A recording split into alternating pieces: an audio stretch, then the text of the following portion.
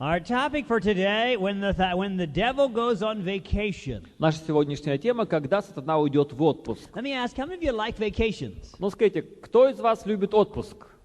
The more the merrier, right? Есть такие, чем дольше, тем лучше еще, да? Vacations always come so seldom and they're always over too soon. Но отпуск обычно бывает слишком редко и слишком быстро But заканчивается. did you know the Bible predicts a time when the devil himself will go on vacation? Но вы знали о том, что Библия говорит о том времени, когда сам сатана пойдет в отпуск? Not just for a weekend, but for 1,000 years. И не просто на выходные какие-нибудь, а на целую 1000 лет. If anybody deserves a vacation because of hard work, the devil does. Если уж кто-то и заслужил отпуск за свою усиленную работу, так это дьявол. He's on the job 24 hours a day, 7 days a week. Потому что он трудится 24 часа в сутки, по 7 дней в неделю. Never takes any time off. Никогда не устраивает себе ни перекуров. We see the results of his work all around our world. И мы видим последствия его усердной работы по всей земле. We see the devil at work in famine, human suffering. Мы видим работу дьявола в голоде, в человеческих We страданиях. see the devil at work in accidents. Мы видим его работу в несчастных случаях. We see the devil's work in storms and catastrophes. Мы видим его работу в катастрофах, в бурях. We see the devil's work in crime and immorality. Мы видим его работу в преступлении и A безнравственности. few years ago, we saw the devil hard at work on September 11 in New York City. Не так давно мы видели опять же руку дьявола, как он трудился в разрушительной катастрофе в сентябре 2001 года в Нью-Йорке. We know the devil's not on vacation now, Мы знаем, что сейчас сатана не в but отпуске, he will go on vacation, но он таки пойдет в него. even though the devil deserves a vacation because of his hard work. Несмотря на то, что уже своей усердной работой он давно этот отпуск заслужил, The Bible reveals to us he doesn't want to take a vacation. Библия говорит нам о том, что он в отпуск идти не собирается. You might want one, but not the devil. Может быть, вам бы хотелось в отпуск уйти, но не дьяволу. He's going to have to be forced to take a vacation. Поэтому его нужно будет заставить в этот отпуск уйти. And his vacation is going to last 1,000 И years. этот отпуск будет длиться 1000 лет. Let's read about it here from Revelation 20, verses 1 and 2. Давайте прочитаем о нем в Откровении 20, 1-2 стихи. We're going to spend most of our time in Revelation 20 today. Сегодня большую часть времени мы проведем именно в 20 главе The Откровения. Bible says, Библия говорит: «И увидел я ангела, сходящего с неба, который имел ключ от бездны и большую цепь в руке своей. Он взял дракона, змея древнего, который есть дьявол и сатана, и сковал его на 1000 лет». bound him how long? И насколько он его сковал? 1,000 years. На 1000 лет. There's the devil's vacation. Вот это и есть отпуск сатаны. There are some major misunderstandings in the world today concerning this 1,000-year period. Сегодня в мире существует большое непонимание вопроса того, что происходит эту 1000 лет. Many people think that since the devil will be bound, the whole world will experience 1,000 years of peace. А многие христиане считают, что поскольку сатана будет скован, то на всем мире, на всей земле воцарится мир. Some people think the whole world will be converted during this 1,000-year period. Некоторые считают, что во время этой 1000 лет весь мир обратится к Богу. Unfortunately, that's not what the Bible teaches. Однако Библия, к сожалению, учит как раз не этому. And we want the Обратному. truth from the Bible today, don't we? Сегодня мы заинтересованы в том, чтобы узнать истинное учение Библии. The truth will do what? Истина что нас сделает? The truth will make us Она free. сделает нас свободными. Let's begin with this question. Давайте начнем вот с такого вопроса. When will this 1,000-year vacation of the devil begin? Когда же начнется тысячелетний отпуск сатаны? We'll begin to get the answer from Jesus. Мы читаем ответ в словах Иисуса. John 5, 28 and 9, if you're taking notes. Иоанна 5, 28 и 9. «Не дивитесь сему, ибо наступает время, в которое все, находящиеся в гробах, услышат голос Сына Божия. И изыдут, творившие добро в воскресенье жизни, а делавшие зло в воскресенье осуждения». So Jesus outlines here two separate general resurrections. Итак, Иисус говорит нам о двух отдельных воскресениях. We're not talking about any special resurrections here. We're looking at the general resurrection. Речь идет о воскрешениях общих, не конкретных каких-то. Resurrection of life, resurrection of damnation. Общее воскресение для тех, кто получает жизнь, и общее воскресение для тех, кто подвергнется осуждению. The resurrection of life would be for the righteous. Воскресение жизни будет для праведных. Resurrection of damnation would be for who? Воскресение осуждения для кого будет? For the wicked. Да, для нечестивых. Two separate general resurrections. Два общих воскресения. Obviously, the saved and the lost don't come up at the same time. Видим поэтому, что спасенные и погибшие воскреснут не в одно и то же время. Well, question, when do these two resurrections take place and which one comes first? И вот вопрос, какое же из этих воскресений будет первое и когда оба воскресения произойдут? We're going to go back to Revelation for the answer. Обратимся к книге Откровения для ответа. Revelation За 20, ответом. verse 6. Откровение 20, стих 6. Actually, the last sentence of verse 5 belongs to verse 6. Но последнее предложение 5 стиха, оно тоже относится к 6. This is the first resurrection. Сказано там, вот это воскресение первое. Then continuing. Блаженный свят, имеющий участие в воскресении первом. Над ними, над этими людьми, смерть вторая не имеет власти, но они будут священниками Бога и Христа и будут царствовать с Ним 1000 лет. Where do they reign with Christ? Где они будут царствовать со Христом? Well, we'll come back and answer that in a moment. Но мы сейчас еще ответим с вами чуть позже. But notice this first resurrection is for the blessed, for the holy. Но видим, что это первое воскресение для святых и для блаженных. No wicked person has any part in that first resurrection. Ни один грешник не участвует в этом воскресении первом. Jesus called that resurrection the resurrection of what? Иисус сказал, что это первое воскресение будет каким? Воскресение? Resurrection of life. Воскресение жизни. If you die, that's the one you want to be in. Если мы умрем до этого, то нужно нам воскреснуть вот именно тогда. Let's read Revelation 20, verse 4 now. Теперь прочитаем Откровение 20, стих 4. The Bible says, Библия говорит: «И увидел я престолы и сидящих на них, которым дано было судить, и души обезглавленных за свидетельство Иисуса и за Слово Божие, которые не поклонились зверю, ни образу его, и не приняли начертания на чело свое и на руку свою. Они ожили и царствовали со Христом 1000 лет». again, they reign with Christ for 1000 years. Снова читаем, что они царствовали со Христом 1000 лет. Where? Где We'll это answer было? that in a moment. Сейчас мы узнаем, где. By the way, these souls here, that's living people there. Кстати, здесь души — это живые люди. When the Bible says they live, that means they came to life. That's what it says in the original. Да, Библия говорит, они потом ожили, то есть были воскрешены. So evidently the 1000-year period begins at the resurrection of the righteous. Итак, тысячелетний период начинается воскресением праведных. All of the righteous that are in their graves are resurrected in the first resurrection. Все праведные, находящиеся в могилах, восстанут в первое воскресение. What about those who don't come up in the first resurrection? А что будет с теми, кто не воскреснет в первое воскресение? What about the rest of the dead? Как быть с остальными мертвыми? Revelation 20 verse 5 says, Откровение 20, стих 5 говорит: but the rest of the dead. «Прочие же из умерших». Who would that be? Кто это прочие из умерших? That would have to be the wicked. Да, это нечестивое должно быть. Because all the righteous came up in the first resurrection. Потому что все праведные воскресли в первое The воскресение, rest of the dead, the wicked, а прочие же из умерших, грешники, continuing. не ожили, доколе не окончится 1000 лет. So they'll live at the end of the 1000 years. То есть они оживут, но после 1000 лет. They don't live until the 1000 years is finished. Они не ожили, аж пока не окончится 1000 лет. That Доколе. resurrection would be the resurrection of И damnation. то воскресение будет воскресением осуждения. The wicked will live again, Нечестивые оживут, but not until the end of the 1000 years. но лишь после 1000 лет. You have the этих. picture now?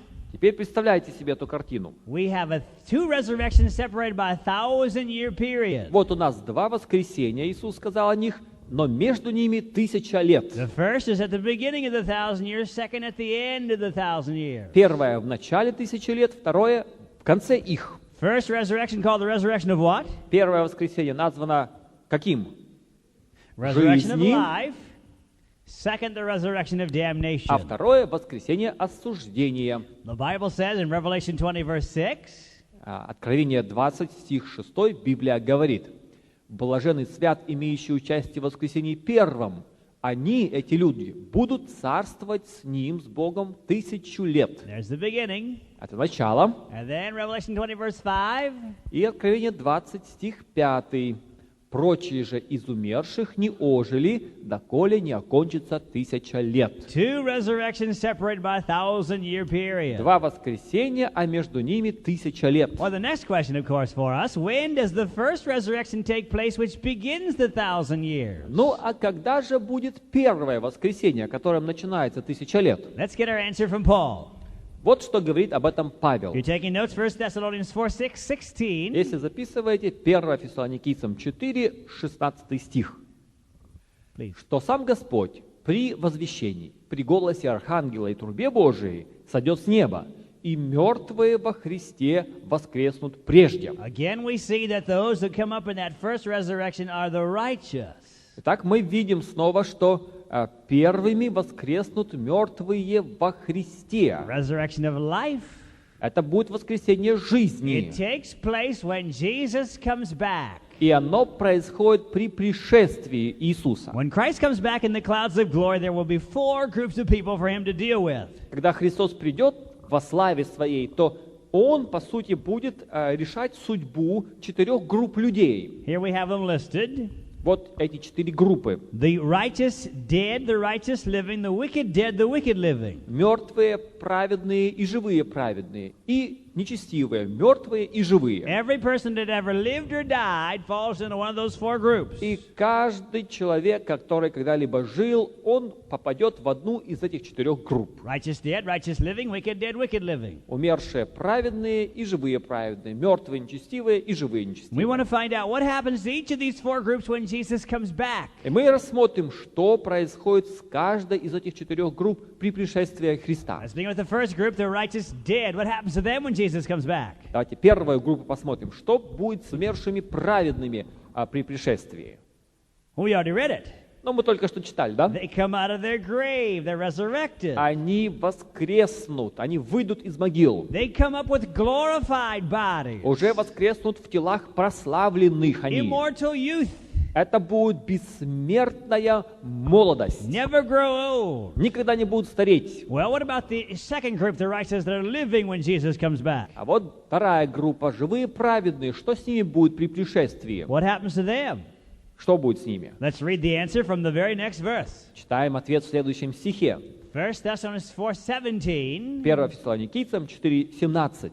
«Потом мы, оставшиеся в живых, вместе с ними восхищены будем на облаках, в сретение Господу на воздухе, и так всегда с Господом будем». So we that are living, we're going to be caught up to meet him in the air. Итак, живые, мы будем вознесены для встречи с Богом на воздухе. Evidently, Jesus' feet do not touch the ground when he comes back the second time. Мы видим, что когда Иисус придет на землю во второй раз, то ноги Его земли уже не коснутся. We go up to meet him in the air. Встреча произойдет между нами и им на воздухе. Jesus' feet will touch the ground when he comes back the third time. А вот когда Иисус в третий раз придет на землю, тогда Его ноги коснутся земли. You know there are 3 comings of Jesus. Вы знаете, что будет еще и третье пришествие Христа? There was his first coming as a babe in Bethlehem. Как младенец Он пришел на землю, родившись в Вифлееме. His second coming in power and glory, that's when the righteous are resurrected. Второе пришествие произойдет в славе и силе, тогда воскреснут праведные. And then he'll come a third time at the end of the 1,000 years. А по окончании 1000 лет Он придет в третий раз. We'll see that in Zechariah 14 later today. Захария 14 глава, мы еще об этом поговорим позже. But when Christ comes back, we go to meet him in the air. Но когда Христос вернется во второй раз,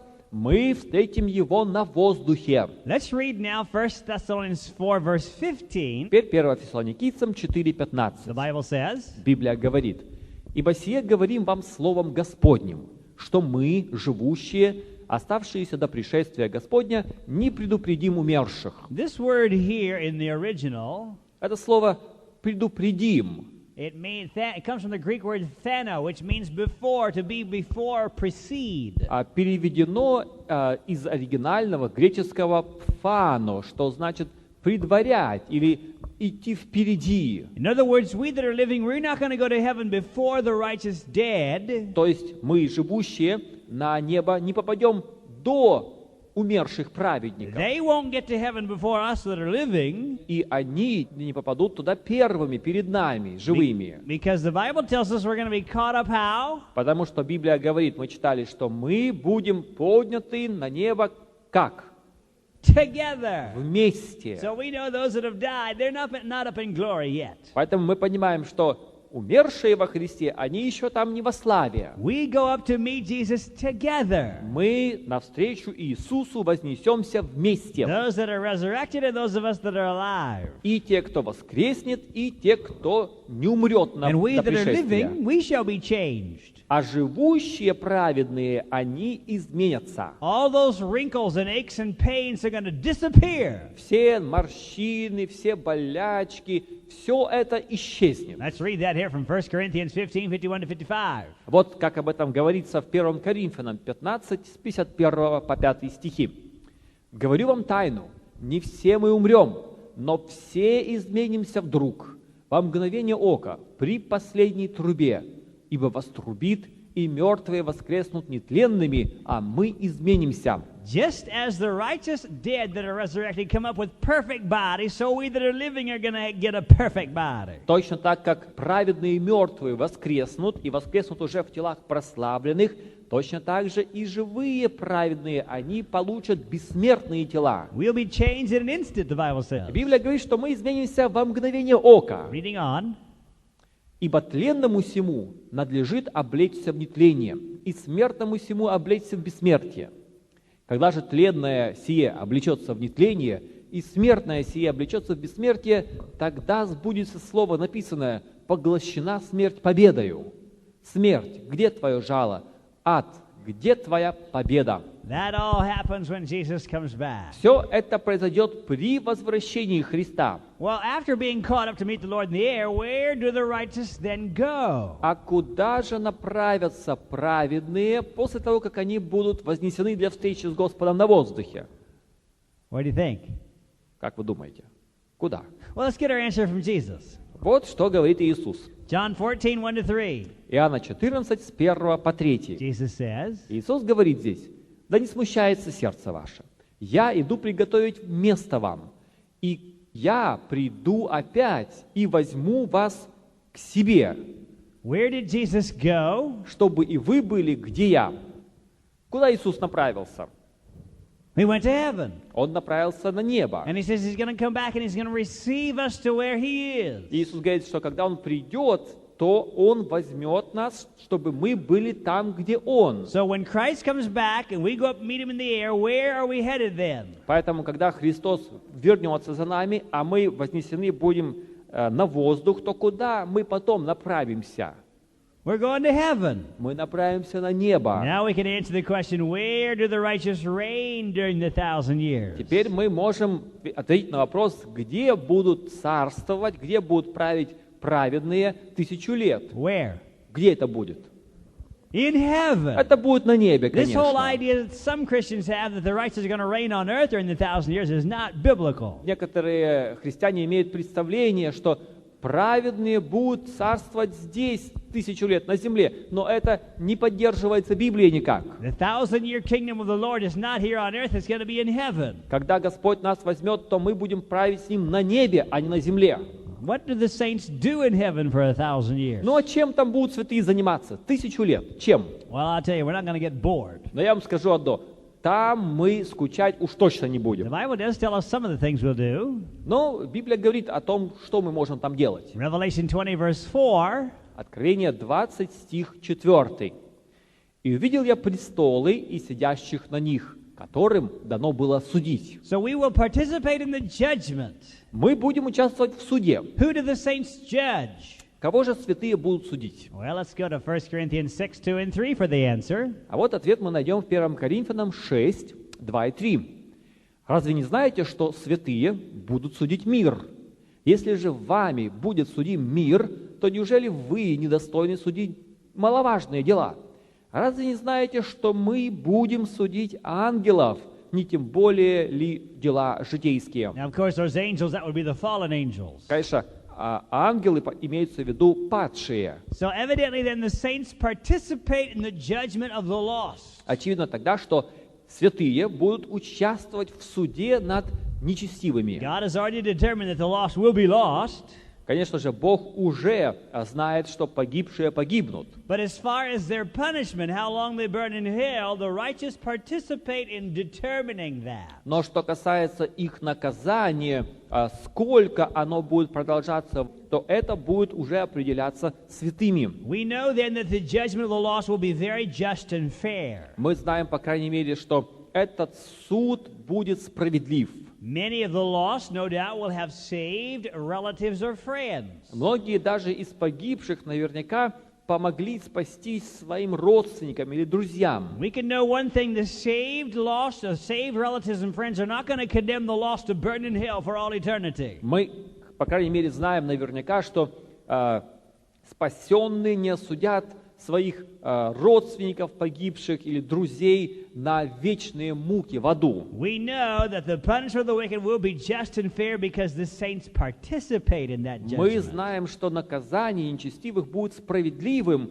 праведным, потому что сами праведники принимают участие в суде. No doubt there'll be many surprises there in the judgment. Но, наверное, когда мы будем судить, там нас ждет много неожиданностей. Somebody observed that there'll probably be 3 surprises when we get to heaven. Некто сказал, что когда мы попадем на небо, то нас удивят прежде всего 3 вещи. First surprise will be that we are there. Первое, что нас удивит, это то, что мы сами попали туда. That'll be a wonderful surprise. Это будет замечательный сюрприз и для нас тоже. Second surprise will be who's there you never expected to see there. Второе, что нас удивит, это то, когда мы увидим людей, которых мы уж никак не ожидали там увидеть. You'll say, well, I never thought I'd see you here. Мы скажем: о, а ты как здесь оказался? Ну, тебя уж я тут не рассчитывал увидеть. Well, we probably won't say that. We might think that. Ну, может быть, мы так и не скажем, но подумаем, может. And no doubt there'll be surprises of who's not there. И, наверное, мы удивимся, это третье будет неожиданность для нас, когда хотим увидеть кого-то, а его там не будет. You look around for someone, you say, well, where's so-and-so? Thought for sure they'd be here. Мы начнем искать, где же этот самый, а ты видел этого, где он? If Я думал, что он тут, он же должен быть.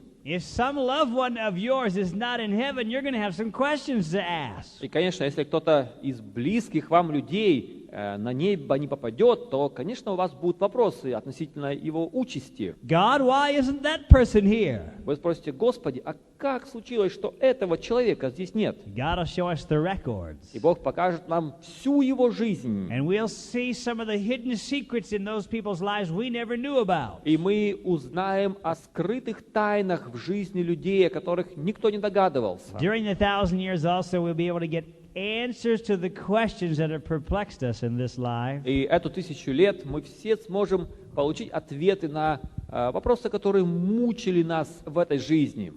Why God has allowed certain things to happen. Например, мы не можем понять, почему Бог позволяет, чтобы именно вот такое-то происходило в нашей жизни. When we get there and we can see everything from God's vantage point, we'll know that God always did what was best. Уже там мы сможем взглянуть на происходящее Божьими глазами. И тогда мы поймем, что все на самом деле было сделано наилучшим образом. So during the 1,000 years, we'll be able to get answers to our questions. Итак, 1000 лет мы сможем получать ответы на мучившие нас We вопросы. found out what happens to the righteous dead, the righteous living when Jesus comes back. Итак, мы выяснили, что происходит с живыми, праведными и мертвыми праведными при пришествии Христа. They're all taken to heaven. Все они будут взяты на небо. Let's go to the third group, the wicked dead. What happens to them when Jesus comes back? Теперь третья группа, мертвые и нечестивые. Что будет с ними при пришествии? What happens? Что с ними будет? Nothing happens to them.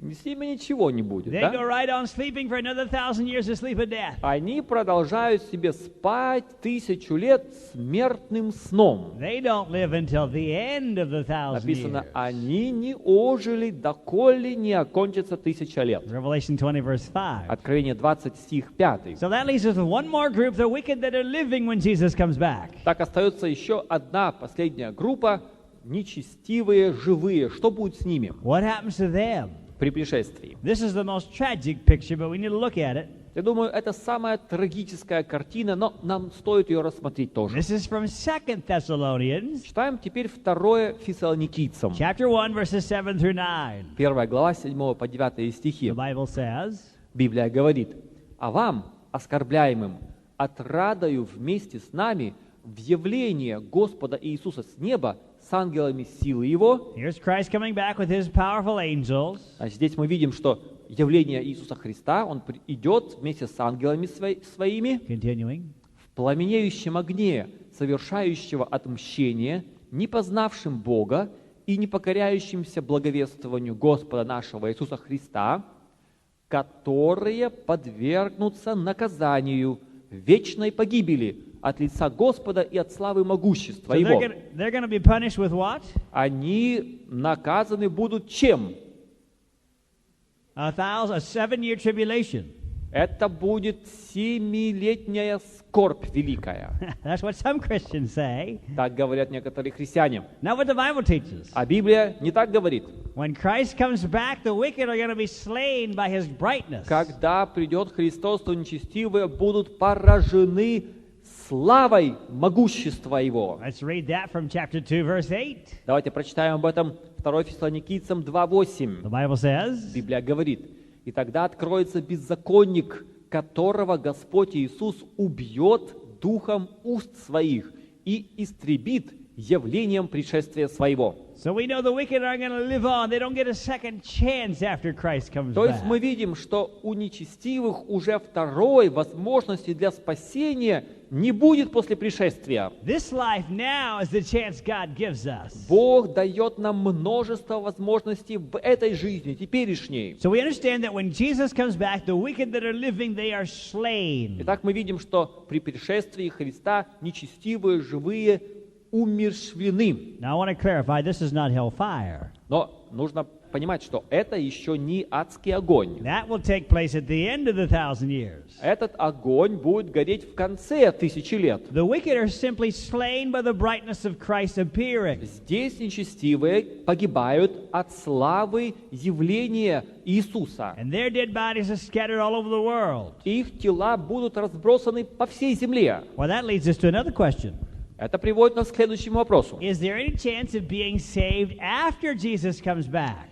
Будет ли у людей какая-то возможность спастись после пришествия Христа? What's the answer? Как вы думаете? The answer is no. Нет.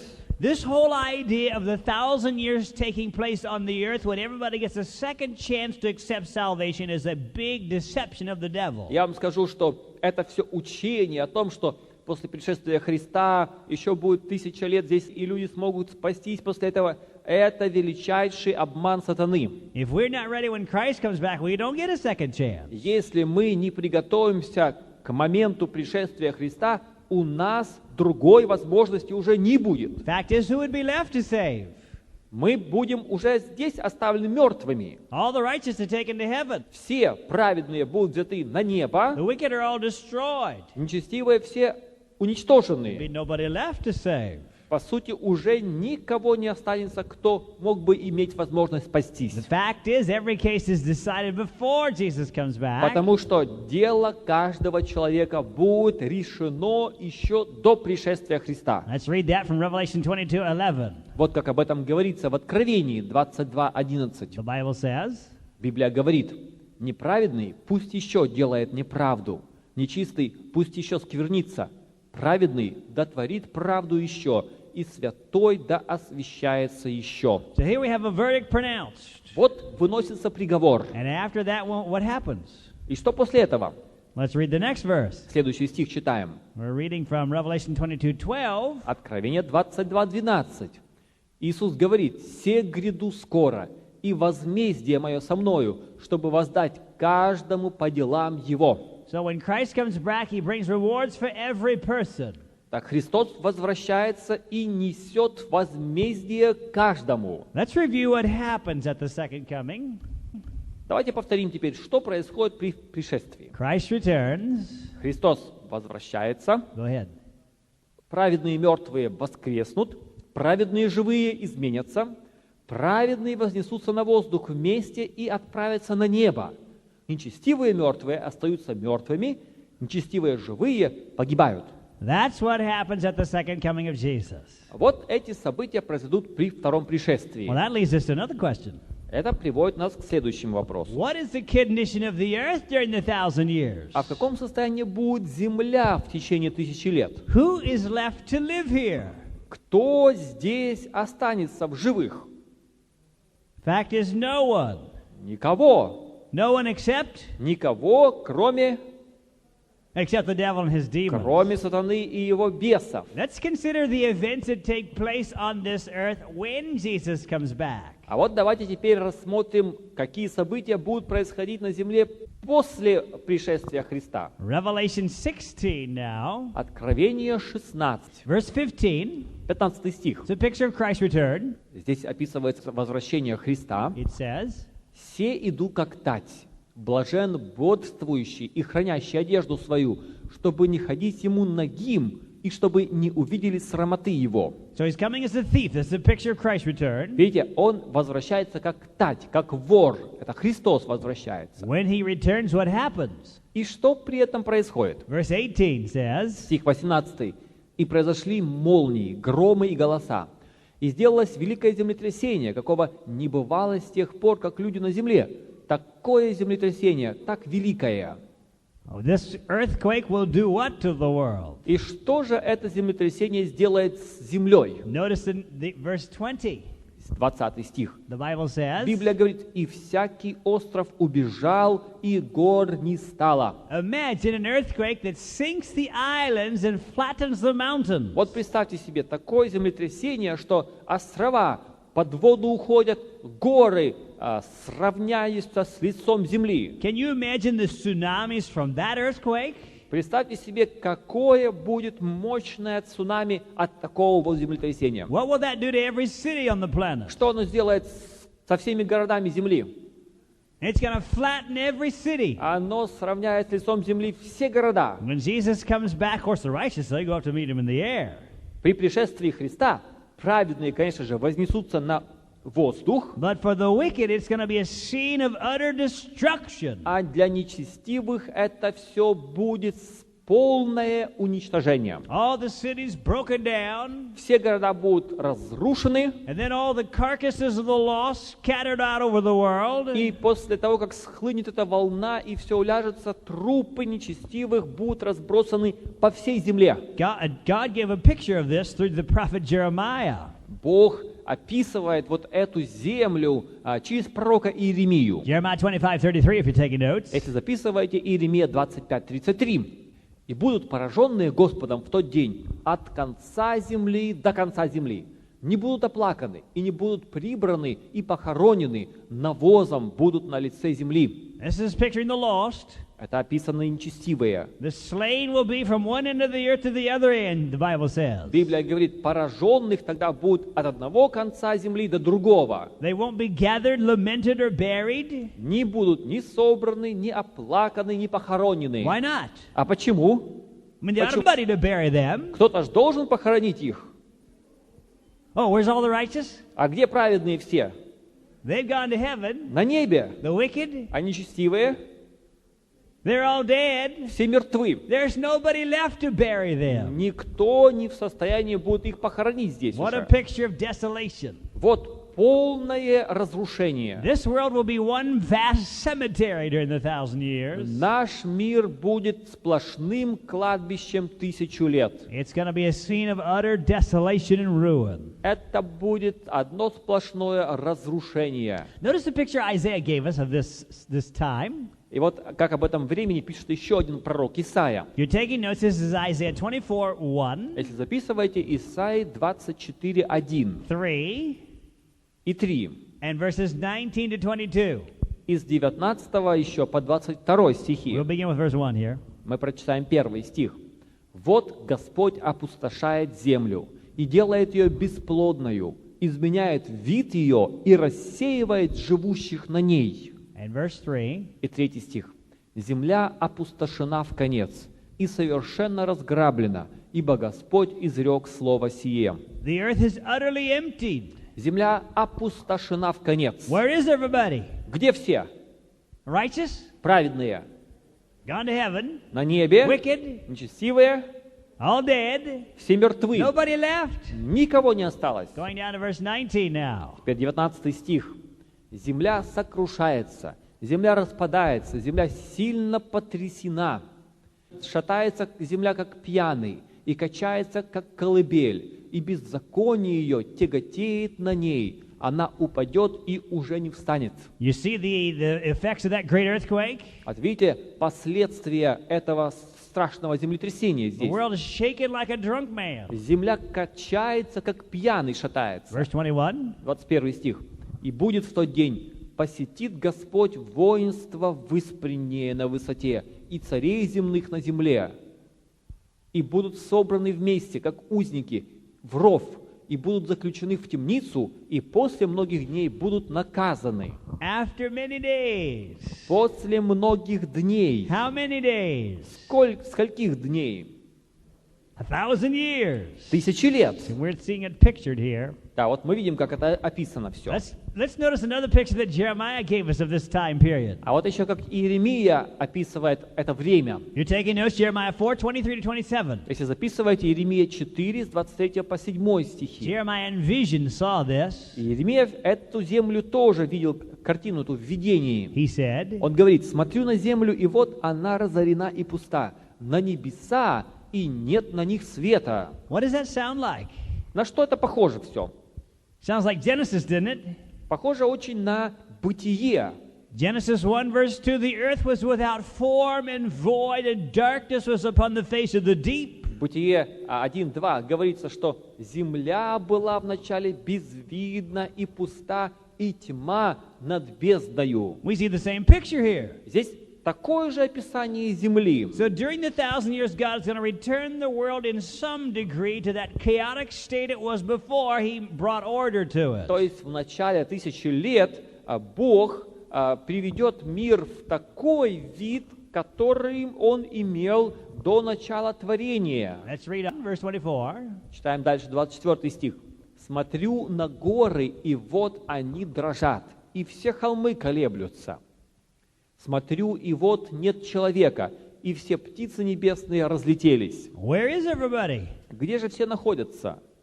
All the righteous? Все праведные They're in heaven. на небе, The wicked are all нечестивые все dead. мертвы. So Jeremiah said he didn't see anybody. Иеремия говорит: «Я никого не видел там». Continuing. «Смотрю, и вот кормил пустыня, и все города его разрушены от лица Господа, от ярости гнева его». Every city, he says. Он говорит, все города его And then разрушены. verse 27. 27 стих. «Ибо так сказал Господь, вся земля будет опустошена, но совершенного истребления не сделаю». What a picture we have here of the earth during the 1,000 years. Вот какая страшная картина разоренной земли всю 1000 лет. The scene of desolation and ruin in New York City is a faint shadow of what the whole world will look like during the 1,000-year period. То разрушение, которое постигло эти две башни торгового центра, это лишь слабое отражение той страшной разрухи, которая будет царить на земле 1000 лет. The Bible says the heavens during that time had no light. Библия говорит, на небесах в это время света не будет. 1,000-year blackout. Это тысячелетняя тьма. We know no human's going to be living on this world during that time. Мы понимаем, что ни один человек не будет жить на земле это время. Of course, the devil, he can live in the dark. Конечно же, сатана, он и в темноте может жить себе. But we know no human's going to be here during that time. Но мы понимаем, что ни один человек не будет жить на земле тогда. This world will be a vast waste place, like a huge dump yard. Это будет одна большая великая пустыня. You can imagine the stench of all the rotting carcasses all over the world. Представьте себе вонь от всех разлагающихся по всей земле трупов. Well, next question, where will the devil be during the 1,000 years? Ну а где же будет эту 1000 лет дьявол? Let me ask you, if you had your choice, where would you put the devil during the 1,000 years? Скажите, если бы вы могли это сделать, куда бы вы его определили? put him right here in the mess that he's caused. Нужно его сюда именно посадить, чтобы он полюбовался на то, что к чему довело его правление. That's exactly what God does. И Бог поступит именно так. Let's go back to Revelation 20 now. We're going to read verses 1 through 3. Откровение 20. Давайте прочитаем первые 3 стиха. The Bible says, Библия говорит: «И увидел я ангела, сходящего с неба, который имел ключ от бездны и большую цепь в руке своей. Он взял дракона, змея древнего, который есть дьявол и сатана, и сковал его на 1000 лет. И низвергл его в бездну, и заключил его, и положил над ним печать, дабы не прельщал уже народы, доколе не окончится 1000 лет. После же сего ему должно быть освобожденным на малое время». so he's going to be loose for a little season at the end of the 1,000 Так, years. в конце 1000 лет он еще будет освобожден на малое время. Now the Bible tells us he's bound in this bottomless pit. Но Библия говорит, что он скован будет в бездне. What is this bottomless pit? Что это за бездна? Well, it comes from the Greek word abusos, А это слово перевели с греческого «абусос», which means a waste place, a broken down, desolate place. что означает пустыня, разрушенная местность. It's the same word used in the Greek version of the Old Testament in Genesis 1, verse 2. Это то же самое слово, только на греческом, которое было использовано в еврейском, в Бытие 1:2. You're describing the earth before God created order in it. Вот этим словом была описана земля до того, как Бог начал наводить на ней порядок. Where is the abyss placed then during the 1,000 years? Итак, где будет эта бездна тогда 1000 лет? Jeremiah says, I beheld the what? Иеремия сказал: «Я смотрел на что? The earth. На землю». The abyss place, the abusos, if you please, is this earth during the 1,000 years. Это бездна, этот абусос, и будет прямо здесь на земле всю 1000 лет. That's the place of brokenness and ruin. Это место разрушенности, хаоса, беспорядка. So we understand the bottomless pit refers to the earth in this desolate, broken down, chaotic condition during the 1,000 years. Так мы видим, что эта бездна, это означает землю в ее опустошенном, разрушенном, хаотичном состоянии 1000 лет. That's where the devil spends his time. И вот здесь дьявол и проведет это все время. You say, well, Pastor, the Bible says that this devil was bound with this great chain. Но вы скажете, а что это за цепь такая, с которой был дьявол скован? What is that great chain? Что это за цепь такая большая? Well, we know it's not a literal chain. Ну, ясно, что это не буквальная цепь. Because the devil's a spiritual being. Потому что дьявол же существо духовное. You can't bind a spiritual being with a literal chain. Духовное существо буквальной цепью нельзя сковать. So it must be a chain of events or a chain of circumstances. Поэтому это должна быть цепь обстоятельств. The devil is bound by circumstances. То есть сатана скован обстоятельствами. What are the circumstances?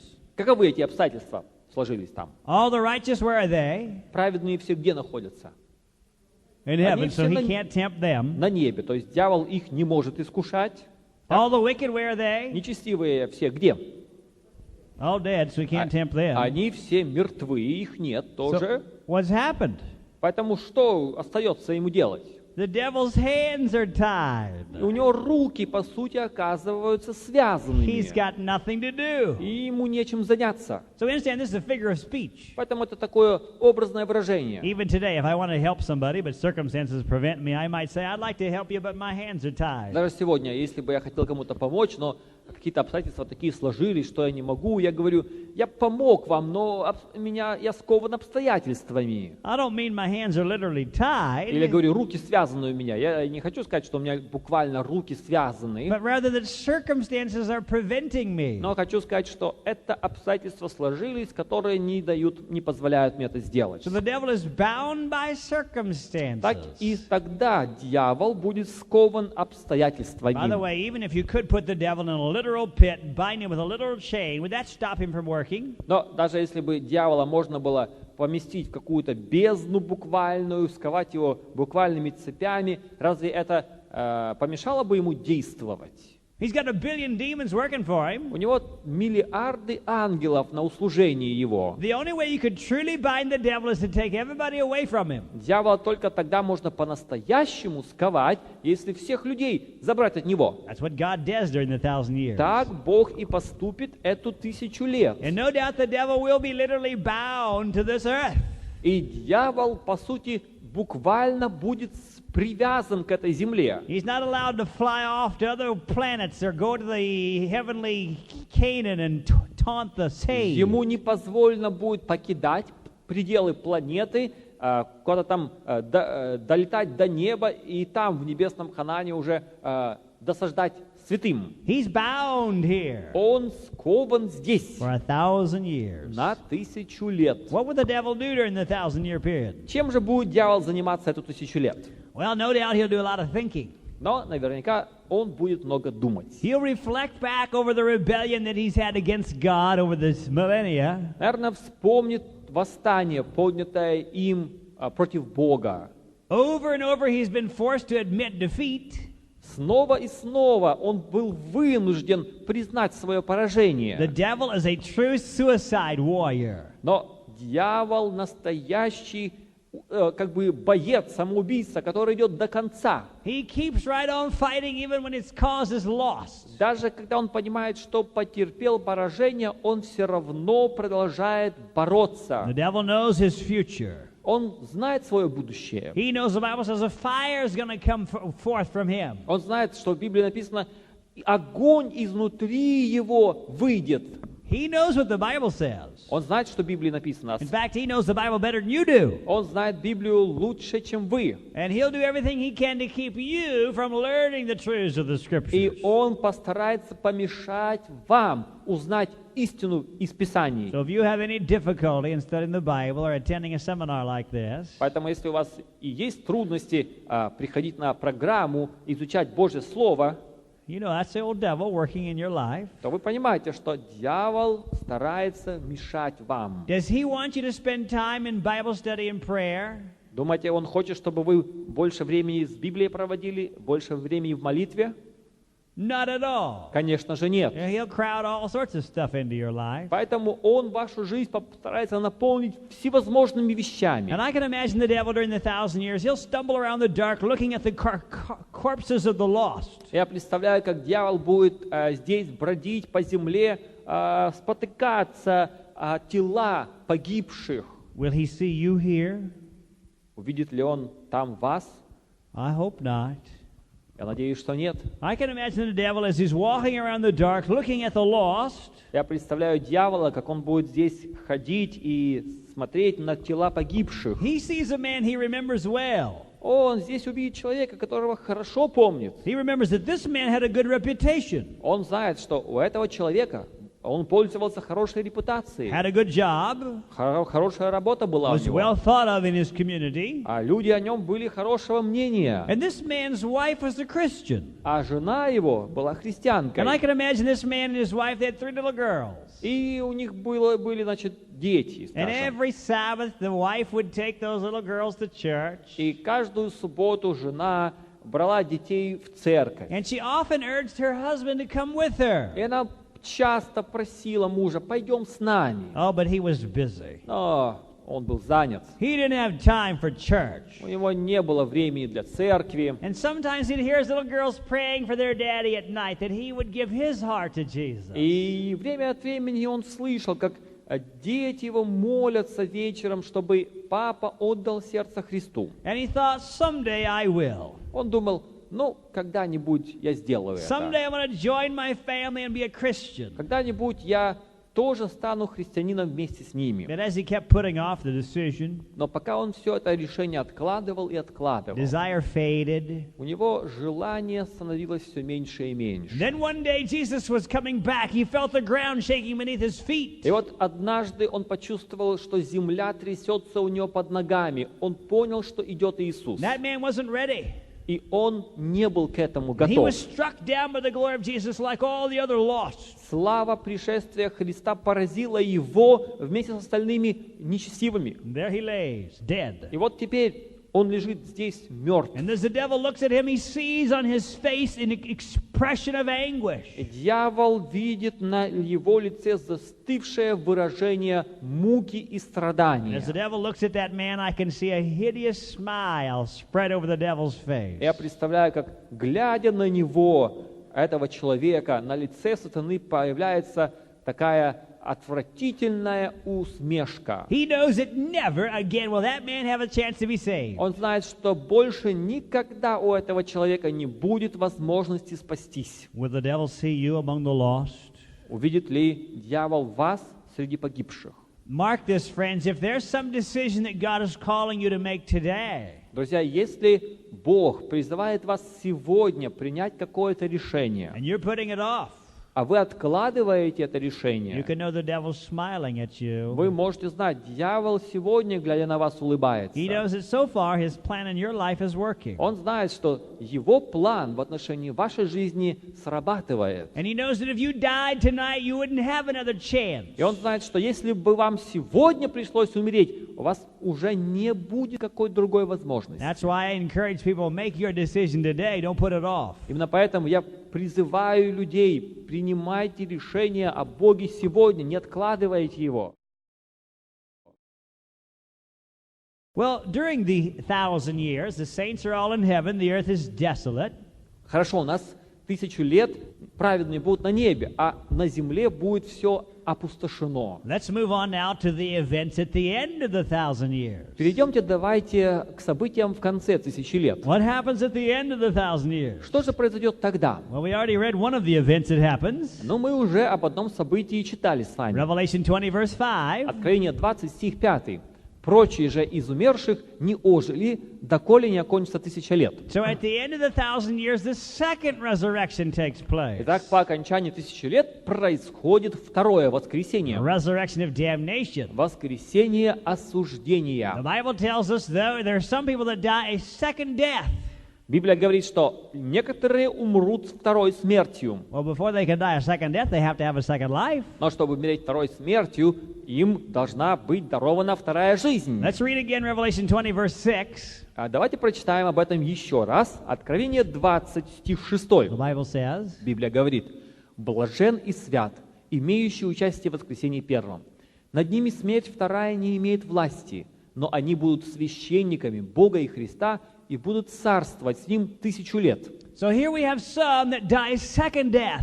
Итак, некоторые умирают второй смертью. Before they can die a second death, they have to be resurrected, given a second life. Но чтобы умереть ею, они должны воскреснуть и жить второй жизнью еще. What happens when the wicked are resurrected? Что происходит при воскресении грешников? Revelation 20, verse 7 says, Откровение 20, стих 7. «Когда же окончится 1000 лет, сатана будет освобожден из темницы». so now the devil's loose. He's got somebody to work on. Итак, сатана освобожден. Теперь ему есть над кем трудиться. What looses him? Что же освобождает его? The resurrection of damnation looses him. Воскресение нечестивых. Вот что. Now he can turn his attention to the lost again. Теперь он снова все внимание направляет на этих погибших. Notice what he does. И вот что он делает. Next verse says, verse 7, Следующий, 7 стих. «Когда же окончится 1000 лет, сатана будет освобожден из темницы своей и выйдет обольщать народы, находящиеся на 4 углах земли, Гога и Магога, и собирать их на брань. Их число, как песок морской». Gog and Magog, those are terms denoting the lost. Гог и Магог — это выражение описывает всех нечестивых. So these are the folks that have fought against God and fought against God's people. Так это те люди, которые сражались против Божьего народа The Bible и tells us the Бога. number of whom is as the sand of the sea. Библия говорит, их число как песок морской. Evidently, most of the world will be lost. Очевидно, что большая часть людей на земле будет среди погибших. Not because they couldn't be saved, but because they wouldn't be И не saved. потому, что они не могли, не знали, как спастись, потому что они не захотели спастись. And when the wicked are resurrected, the Bible tells us the devil goes out to deceive them. И вот, когда нечестивые будут воскрешены, дьявол начинает их обольщать. You say, well, Pastor, aren't they already deceived? Вы скажете, ну а как же, он же уже их так обольстил-то, Well, of обманул. course. Ну, конечно же, обманул. But the devil, in his true character, he never appears as the devil. Но дьявол никогда не выдает себя за того, кем он является. He's not going to appear as a red monster with a pitchfork and a tail at the end of the 1,000 years. Say, all right, folks, you're on my side now. You have no choice. Он и в конце, после всех этих событий, не явится как красный там черт с рогами, копытами, хвостом и скажет: ну вот, теперь вы уже и так на моей стороне, тут вам делать нечего, давайте дальше пойдем. No doubt in his true character as the deceiver, he'll appear as an angel of light. Наверняка верный своему истинному характеру обманщика, он и тогда явится как ангел света. He'll probably take the credit for resurrecting the wicked. Наверное, он даже и скажет: это я вас воскресил. I don't doubt he'll try that. Наверняка он попробует все это. He deceives them, the Bible says. Библия говорит, он их обманывает, обольщает. Verse 8, Revelation 20, verse 8. Откровение 20, стих 8. «И вышли на широту земли, и окружили стан святых и город возлюбленный». You say, what city is this? Вы скажете, что это за город такой? We know it's no earthly city. Мы понимаем, что это не земной город. What happened to every earthly city at the beginning of the 1,000 years? Что произошло со всеми земными городами в начале тысячи лет? Что? Destroyed by the earthquake. Все было разрушено землетрясением. So this is no earthly city we're looking at here. Поэтому здесь мы видим не земной город. What city is it? А какой это город Well, тогда? let's cross over to Revelation 21:2 for the answer. Ответ мы читаем в Откровении 21:2. It says, «И я, Иоанн, увидел святый город Иерусалим, новый, сходящий от Бога с неба». so it's coming down from God out of heaven. Where's it come down to? Итак, он не сходит от Бога с неба. И куда он не сходит? Comes down to the earth. На землю. At the end of the 1,000 years, the holy city descends. Итак, в конце тысячи лет не сходит святой город. Apparently to the Mount of Olives. Zechariah 14:4 indicates that. И, очевидно, он не зайдет на Маслично-Илионскую гору. Об этом пишет Захария 14:4. In that day, Christ descends, his feet touch the Mount of Olives, this mountain splits in two. И тогда, когда при нисхождении Иисуса его ноги коснутся горы земли этой, то гора Илионская расколется надвое. And in that spot, sanctified by the feet of Jesus, the holy city must come down too. И вот на это место, освященное тогда присутствием Иисуса, и не зайдет небесный город. The wicked are resurrected, they go up and they surround the city. Нечестивые воскреснут, и они, ведомые сатаной, окружат этот город. The devil convinces them that they can conquer that city. И сатана убеждает их в том, что они этот город могут взять. Inside their glorious mansions, А там находятся славные дома, обители. tree of life. Там дерево жизни. And when you look at the multiplied billions of the lost, it might even look possible. И когда вся эта многомиллиардная толпа народа соберется, будет казаться, что их план осуществим. You say, well, Pastor, what kind of weapons are they going to use? Вы скажете, а какое, интересно, они используют оружие? Well, I'm sure they're not going to use swords and spears like the painter of the picture shows us here. Ну, наверняка они не будут пользоваться не щитами вот, и мечами, как здесь художник изобразил, и They'll develop копьями. some terrible weapon. Наверное, они смогут какое-то изобрести ужасное оружие. How long will they prepare for the battle? А сколько они будут готовиться к этой битве? Well, we don't know. The Bible doesn't say. Мы не знаем, Библия не говорит этого. It says the devil will be loose for a season. Сказано, что на малое время будет освобожден сатана. However long that is, it'll be long enough to prepare for battle. Сколько это будет длиться, мы не знаем, Библия умалчивает. And there'll be many warriors there in that company. В этой группе людей будет много великих воинов. Adolf Hitler, Гитлер там будет, Saddam Hussein, Хусейн там будет, Osama bin Laden, Бен Ладен, Alexander the Great, Александр Македонский, Napoleon. Наполеон. I mean, we don't know, of course. Конечно, мы не знаем точно. But many of them, Stalin, yes.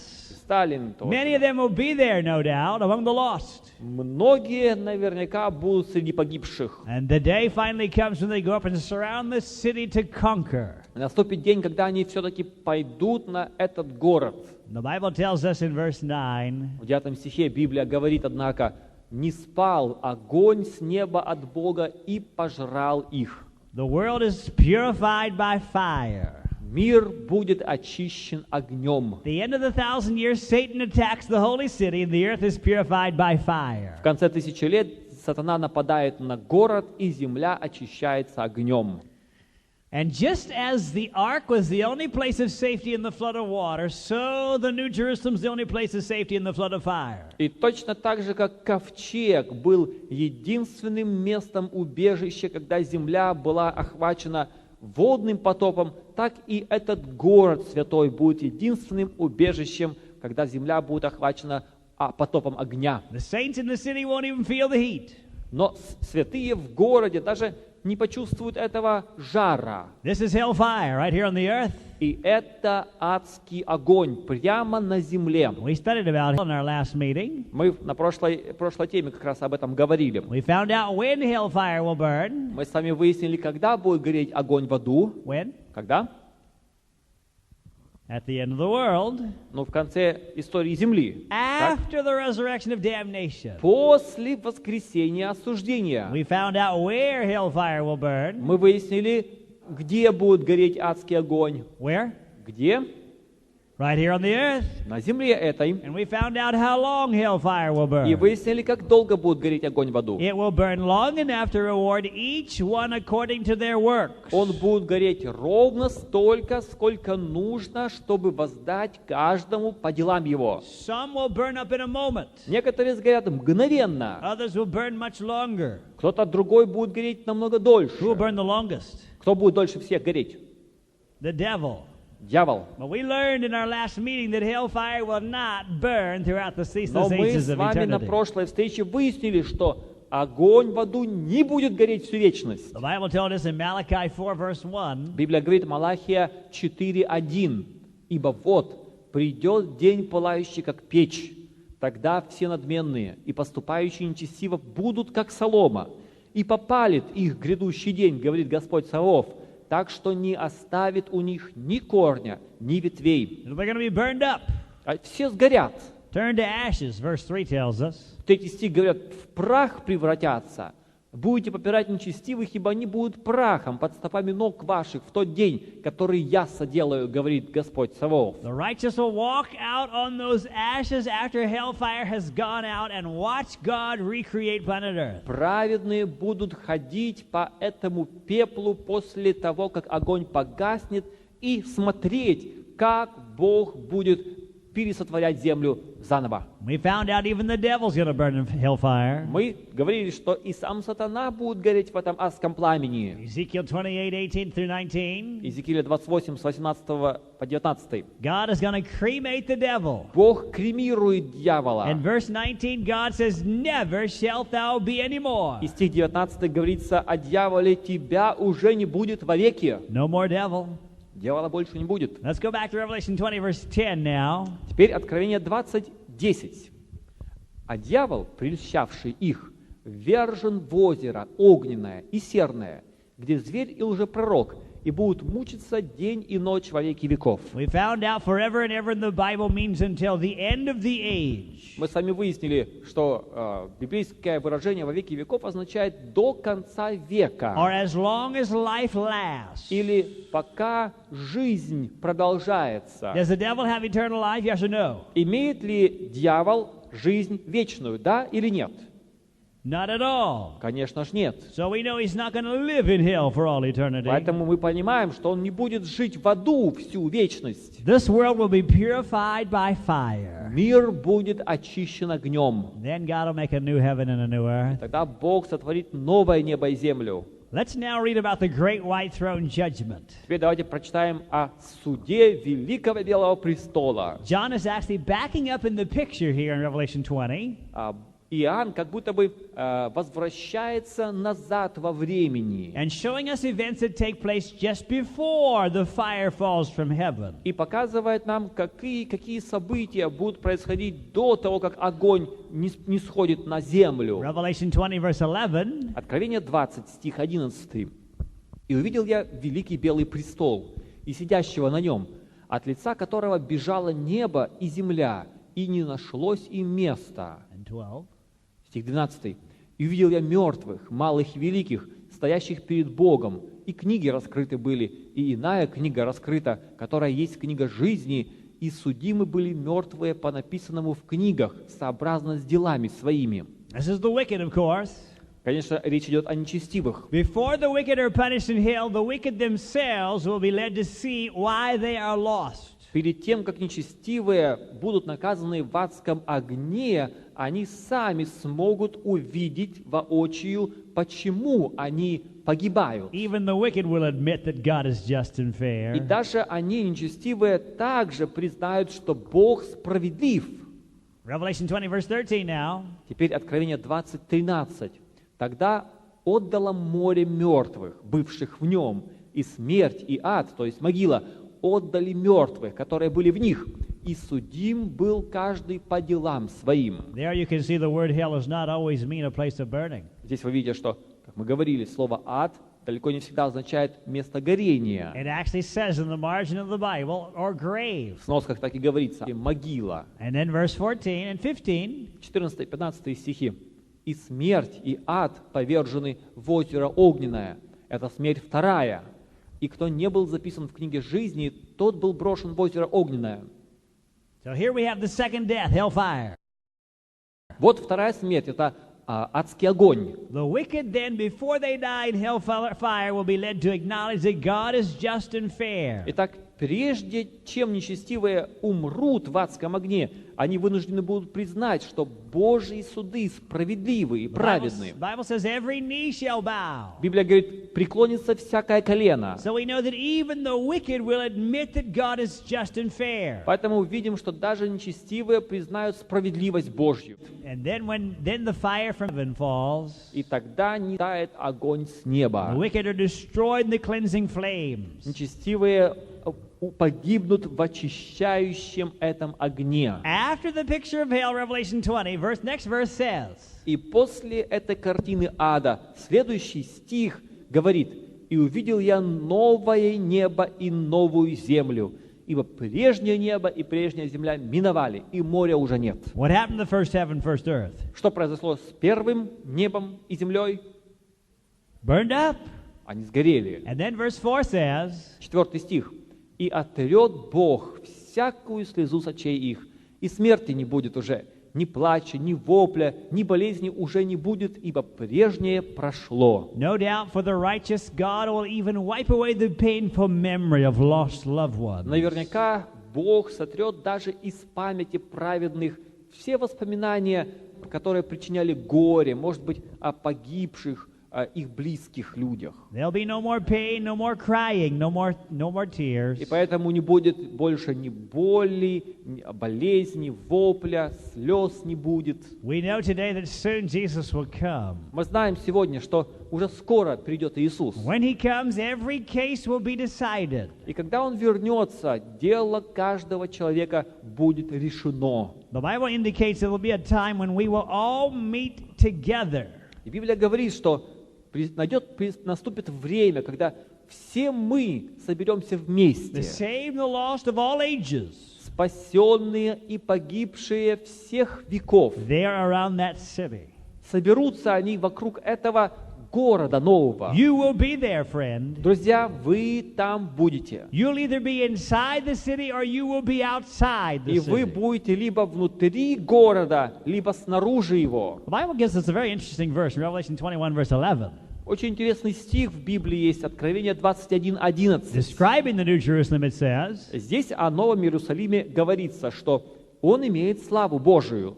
Светило его подобно драгоценнейшему камню, как бы камню яспису кристалловидному. so the city is like it were crystal, clear as crystal. Поэтому город, стена его будет похожа на кристалл, такое чистое, прозрачное. Evidently, the walls of the New Jerusalem are like transparent glass. Стена Нового Иерусалима будет подобна прозрачному стеклу. You can look right through those walls. Можно будет смотреть сквозь эти стены. Can you imagine what that'll be like for the lost? Вот представьте, что будут испытывать погибшие. As they march up and surround the city, and as they look in, Они окружают этот город, и они смотрят внутрь его. I think of that man, you remember with the 3 little girls? Может быть, и вот этот человек, помните, у которого были эти девочки, He comes дети, up in the wrong resurrection. он воскресает в воскресенье осуждения, Second one.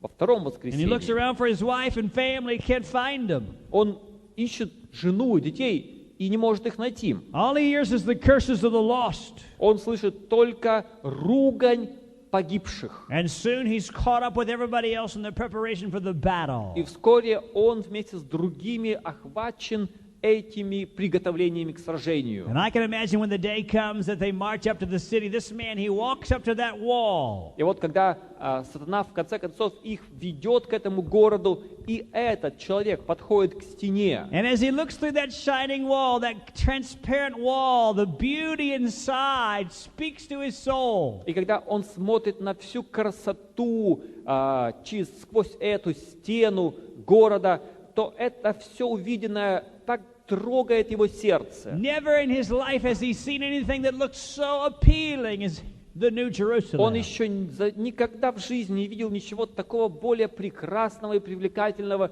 чем Новый Иерусалим. He sees there the lush vegetation. Он видит эту буйную, пышущую Those растительность. golden streets. Он видит золотые улицы. I can imagine he sees the river of life flowing down through the city. Он видит реку жизни, чистую, которая извивается, течет по городу. Perhaps in the distance he sees the tree of life arching over with its life-giving fruit. И, может быть, где-то в глубине города он видит большое дерево жизни, которое над рекой поднимается и так ветками своими склоняется по обеим сторонам реки. And he thinks to himself, what a fool I have been. И он думает, каким я был все-таки глупцом. Why didn't I make my decision to be inside? Почему я не решил все-таки быть вместе со спасенными в городе? And I can just imagine as he's looking in. Я представляю, что когда он смотрит в город, I can just imagine perhaps he sees some familiar form. может быть,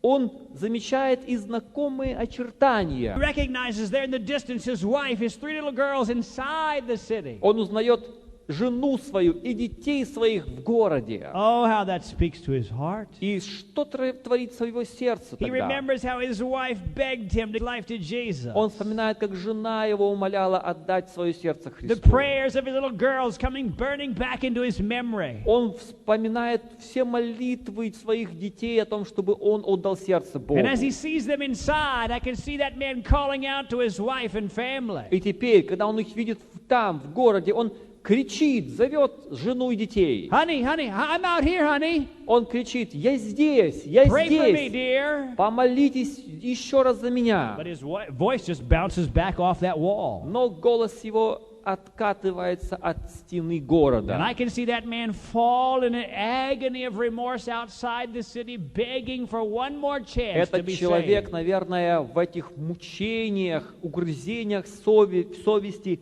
падает там в муках, умоляя об еще хотя бы одной возможности, чтобы спастись. A chance he'll never have. О возможности, которой у него уже никогда не будет. The Bible says there will be weeping and wailing and gnashing of teeth. Библия говорит, там будет плач и скрежет зубов. My friend, you will be there. Друзья мои, вы все там будете. You'll either be inside the city or you'll be outside with the lost. Либо внутри города, либо снаружи вместе с грешниками. I want you to think imagine for a moment tonight yourself outside the city. Я бы хотел, чтобы мы могли представить себя находящимися снаружи города. Ask yourself, why am I lost? И чтобы мы могли спросить себя, а почему я среди погибших? Is there some bad habit you're clinging to now? Может быть, потому что сегодня я не хочу расстаться с какой-то вредной привычкой. Is there some decision that you know God wants you to make you've been putting off? Может быть, какое-то решение, к которому вас Бог ведет, а вы все откладываете Some его. commandment you know God wants you to keep, you're not keeping? Может быть, заповедь какая-то, закона Его, которую Бог хочет, чтобы вы начали соблюдать, а вы откладываете. You say, Pastor, what are you talking about? Вы скажете, о чем-то вы говорите? You talking about that 4th commandment? Вы что, имеете в виду 4-ю заповедь? Well, that's the one that most Christians don't think you need to keep.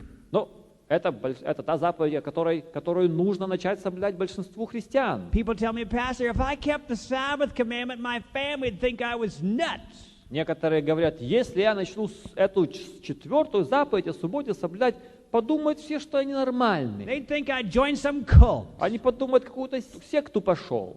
Well, my friend, if you're outside the city, what consolation will your family be to you outside the city? Но, друзья, если вы будете находиться вне этого города, то каким утешением вам тогда послужат ваши родные и близкие? Of course, if you follow God, there'll be people that'll misunderstand. Конечно, если вы последуете за Богом, будут люди, которые не поймут вас. But what comfort will they be if you're lost? Но если вы погибнете вместе с ними, что они смогут вас утешить тогда? There will be people turning on each other outside the city. Там, снаружи города, люди набросятся друг на друга. I'm lost and it's your fault. Я погиб, и это из-за тебя. I wanted to follow God. I wanted to keep the Я commandments. хотел идти за Богом, я хотел соблюдать заповеди Его. You discouraged me. А ты отговаривал меня. People would turn in fury on each other outside that city. Люди в гневе, в бешенстве набросятся друг на друга тогда. Probably they'll turn on pastors outside the city. Наверное, они набросятся и на пасторов. Will they be pastors among the lost? Будут ли среди погибших пасторы?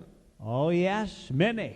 Будут и много их. The day of retribution for ungodly pastors. Это день возмездия для нечестивых пасторов. Jeremiah 25:34. Иеремия 25:34. 25:34. Yes. 25:34. There will be people that will turn on their pastors and say, "I'm lost and it's your fault." Да, люди набросятся на пастора и скажут, я из-за тебя здесь погиб.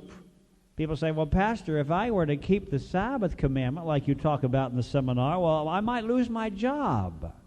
Вы скажете, но если я буду соблюдать субботу, как вы говорили на программе, я могу потерять работу из-за этого. I got bills to pay. Мне нужно за квартиру платить и так далее. You could have all the wealth of the world lined up in a long line of gold-plated Mercedes. If you're outside the city, it'll do you no good. Но если вы будете снаружи этого города, то пускай хоть все богатства этого мира будут сложены рядом с вами в золотом Мерседесе, они ничего вам не помогут. Jesus says, "What will a man give in exchange for his soul?" Иисус ведь сказал, что человек даст за душу свою. If you keep your job and lose heaven, what have you gained? Если вы работу себе сейчас оставите, себе оставите сейчас, а небо потеряете, то что вы тогда приобрели? If you lose your job and win heaven, what have you lost? Но даже если вы работу потеряете, а небо будет вашим, то что вы тогда потеряли? We could only get our priorities straight. Если бы мы только могли правильно в жизни расставить приоритеты. My friend, you will be there.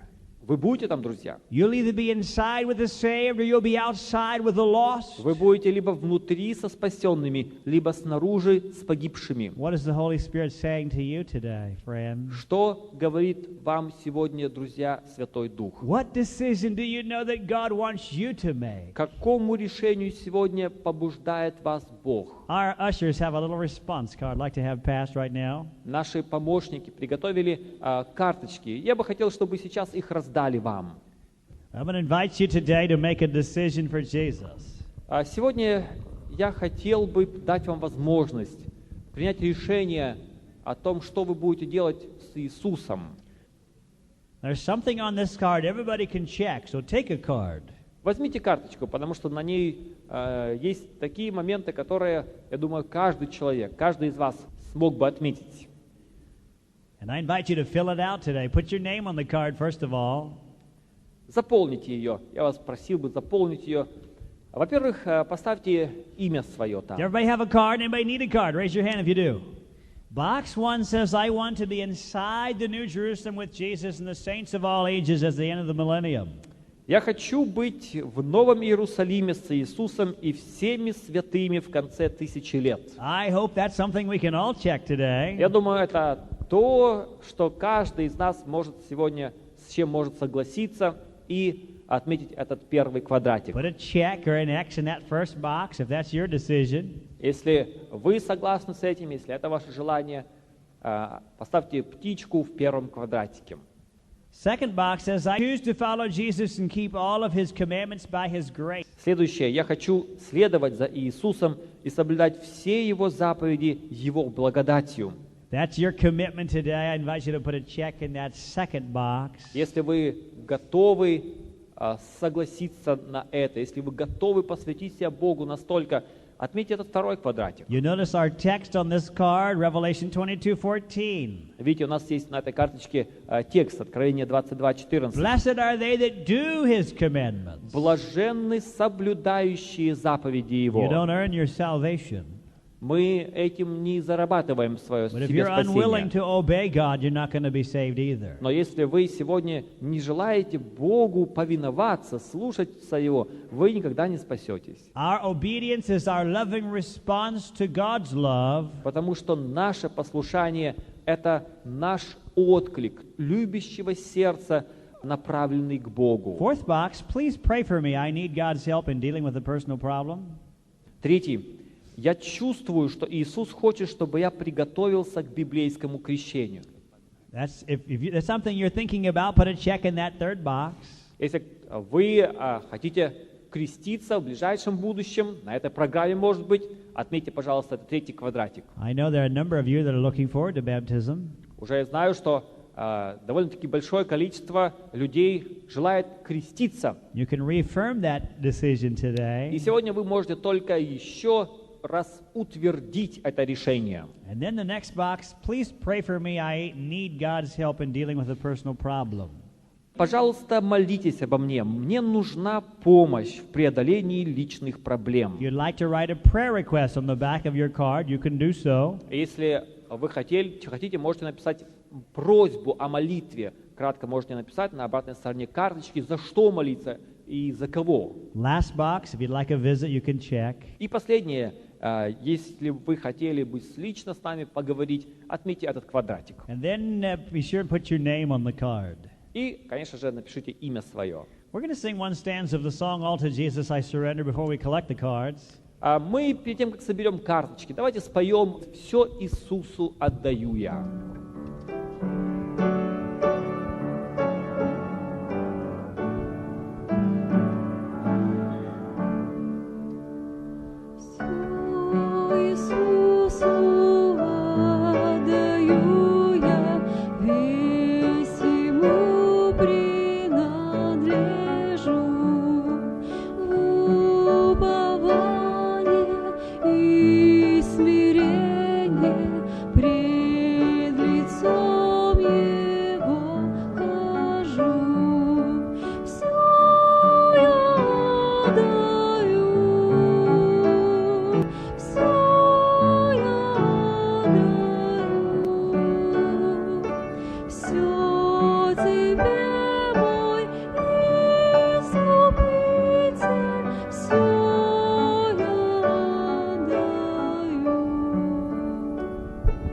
Before we sing the next stanza, I'd like to ask you to turn your card over and pass it to the aisle. We'll Перед тем, как мы helpers will collect споем those. остальные куплеты, переверните карточки ваши, вы можете их перевернуть и передайте к крайнему в ряду, чтобы наши помощники могли пройти и собрать их.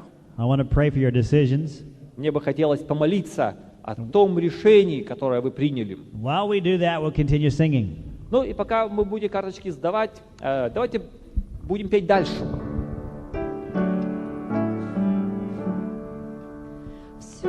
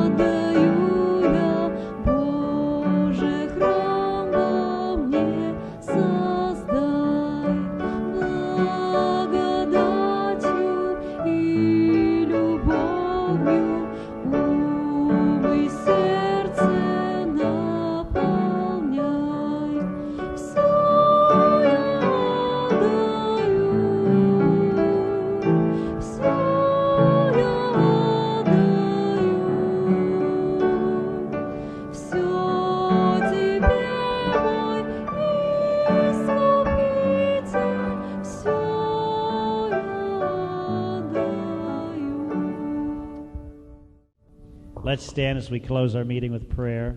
Давайте поднимемся для заключительной молитвы.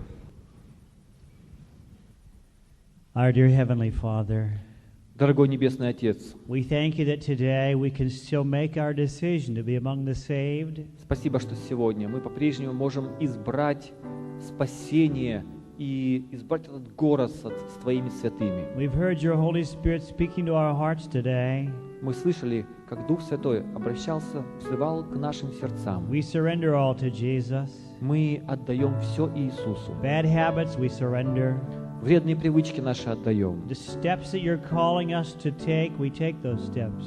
Мы сегодня хотим совершить те шаги, которым Ты побуждаешь I нас. pray your blessing on every decision registered in these little cards. Благослови каждого, кто принял решение и отметил его на этих карточках. I pray that each one who's here today might be among the saved inside the city. Я молю Тебя о каждом, чтобы каждый из нас был среди спасенных в городе. We ask it all in Jesus' Мы name. обо всем молим Тебя во имя Иисуса. Amen. Аминь.